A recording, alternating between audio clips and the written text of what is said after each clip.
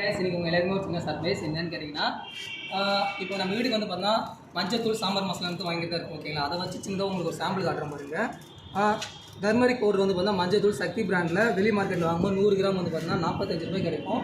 அதே நம்ம ஷாப்பில் பர்ச்சேஸ் பண்ணும்போது பார்த்தீங்கன்னா 32 ரூபாய் கிடைக்கும். கரெக்டுங்களா, இதில் வந்து பார்த்தீங்கன்னா 13 ரூபாய் வந்து பார்த்தீங்கன்னா பணம் மிச்சமாகுது. ஓகேவா. அடுத்து வந்து பார்த்தீங்கன்னா சாம்பார் மசாலா வந்து பார்த்தீங்கன்னா 100 கிராமு வெளியில் வாங்கும்போது 59 ரூபாய் கிடைக்கும். நம்ம ஷாப்பில் பர்ச்சேஸ் பண்ணும்போது பார்த்தீங்கன்னா 42 ரூபாய் கிடைக்கும். இதில் வந்து பார்த்தீங்கன்னா உங்களுக்கு பணம் வந்து பார்த்தீங்கன்னா 17 ரூபாய் வந்து பார்த்தீங்கன்னா மிச்சமாகுது. ஓகேங்களா, ஜஸ்ட் ஒரு 2 திங்ஸ் வந்து பார்த்தீங்கன்னா நீங்கள் பர்ச்சேஸ் பண்ணுறது மூலிமா உங்களுக்கு மாதம் 30 ரூபா வந்து பணம் மிச்சமாகுது.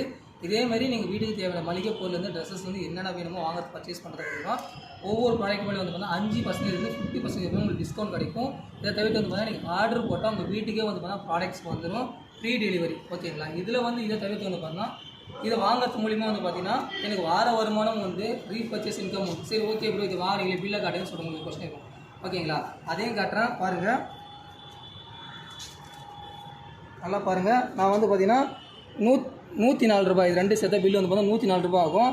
ஆனால் நான் பே பண்ண அமௌண்ட் வந்து பார்த்தீங்கன்னா 74 ரூபா தான் நான் பே பண்ணியிருக்கேன். ஓகேங்களா, இதில் வந்து பார்த்தீங்கன்னா எனக்கு எவ்வளோ அமௌண்ட் சேவ் ஆயிருன்னு கேட்டிங்கன்னா 30 ரூபா. கரெக்டாக 30 ரூபா வந்து பார்த்தீங்கன்னா இதில் எனக்கு பணம் மிச்சமாயிருக்கு. ஓகே நண்பா, இதுதான் நண்பா நான் வந்து பார்த்தீங்கன்னா இதுவரை என் வீட்டுக்கு தேவையான திங்ஸ் எல்லாமே வெளியூர் கடையில் வாங்கிறத தவிர்த்துட்டு இந்த கடையில் வாங்குறது மூலிமா எனக்கு ஒரு இன்கம் ஆப்பர்ச்சுனிட்டி கிடைக்குது, எனக்கு பணம் மிச்சமாகுது.